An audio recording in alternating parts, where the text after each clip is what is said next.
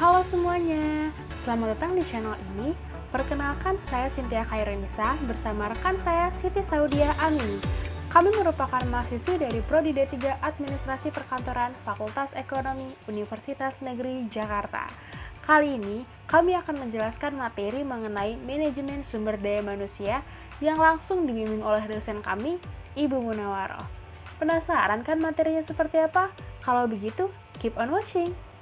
Materi yang akan dibahas pada hari ini yang pertama ada pengertian penilaian kinerja, tujuan penilaian kinerja, manfaat penilaian kinerja, kriteria penilaian kinerja, tantangan penilaian kinerja, dan yang terakhir orang yang melakukan penilaian kinerja. Materi yang pertama adalah pengertian penilaian kinerja. Penilaian kinerja juga bisa didefinisikan sebagai evaluasi sistematis dari kinerja seorang karyawan berdasarkan beberapa aspek pertimbangan untuk memahami potensi dari seseorang untuk pertumbuhan lebih lanjut dan pengembangan dari seseorang karyawan di suatu organisasi dengan peringkat tertentu. Tujuan penilaian kinerja. Menurut Sudarmayanti, penilaian kerja adalah meningkatkan kinerja karyawan dengan cara membantu mereka agar menyadari dan menggunakan seluruh potensi mereka dalam mewujudkan tujuan organisasi. Pengertian yang kedua, penilaian kerja adalah memberikan informasi kepada karyawan dan pimpinan sebagai dasar untuk mengambil keputusan yang berkaitan dengan pekerjaan. Dikutip dari Khairul Umam mengatakan bahwa kontribusi hasil penilaian kinerja merupakan suatu yang sangat bermanfaat bagi perencanaan kebijakan organisasi yang secara terperinci. Manfaat tersebut diantaranya adalah penyesuaian kompensasi. Dengan adanya penilaian kinerja, maka perusahaan dapat menyesuaikan kompensasi yang akan diberikan kepada pekerja. Yang kemudian ada perbaikan kinerja, yaitu apabila ada penilaian kinerja, maka organisasi dapat memperbaiki kinerja oleh pekerja tersebut supaya lebih baik.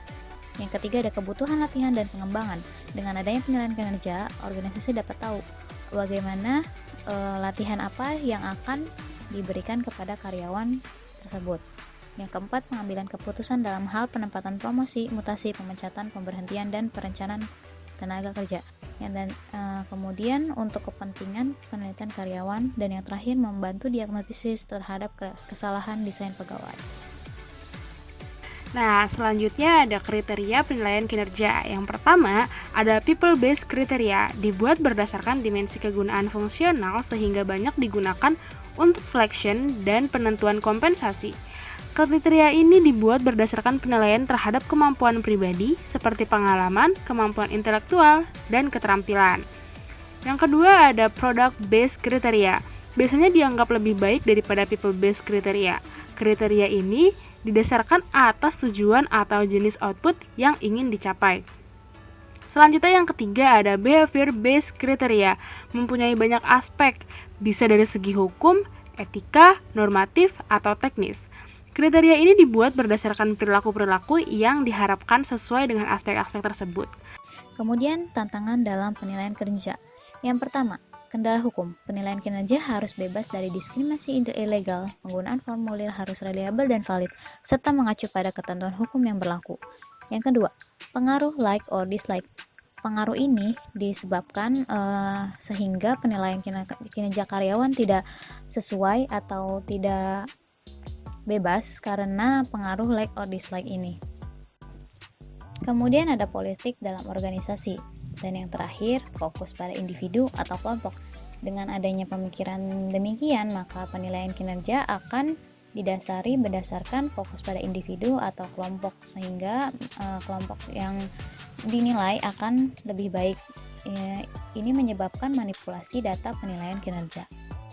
Lalu selanjutnya ada kesalahan-kesalahan dalam penilaian. Yang pertama ada standar yang beragam, yaitu menggunakan standar penilaian yang berbeda untuk pekerjaan yang serupa. Yang kedua ada efek keterakhiran atau kepertamaan, yaitu penilai memberi bobot tinggi pada kejadian-kejadian terakhir atau informasi yang diterima pertama. Yang ketiga ada kesalahan tendensi sentral, yaitu menilai semua karyawan dalam jangka yang sempit dengan skala penilaian. Yang keempat ada efek halo, yaitu menilai tinggi seseorang pada semua hal karena kinerja dalam satu area. Yang kelima adalah bias penilai, yaitu kesalahan yang terjadi ketika nilai atau prasangka penilai menimbulkan distorsi penilaian. Yang keenam ada kesalahan kontras, yaitu kecenderungan menilai orang secara relatif dengan orang lain dan bukannya standar kinerjanya. Yang ketujuh ada mirip saya atau berbeda dengan saya, yaitu menilai karyawan bukan karena kinerja, tapi dari mirip atau bedanya dengan saya. Selanjutnya, yang ke-8, yaitu kesalahan penarikan, contoh atau sampling. Idealnya, pekerjaan yang dinilai dapat mewakili semua pekerjaan yang pernah dilakukan. Kemudian, siapa yang terlibat dalam penilaian kinerja? Yang pertama ada supervisor menilai karyawan, yang kedua ada karyawan menilai atasan, kemudian ada akuntatif menilai sesama timnya, keempat ada sumber-sumber dari luar, yaitu dari pihak luar itu seperti contoh pelanggan. Kemudian ada karyawan menilai diri sendiri, dan yang terakhir ada penilaian multisumber 360 derajat. Metode kinerja ini adalah memberikan feedback dari penilaian multisumber dengan penilaian dari atasan, bawahan, rekan kerja, dan penilaian diri sendiri. Sekian materi manajemen sumber daya manusia, yaitu penilaian kinerja yang kami sampaikan. Semoga apa yang kami sampaikan pada hari ini bisa bermanfaat bagi kalian semua.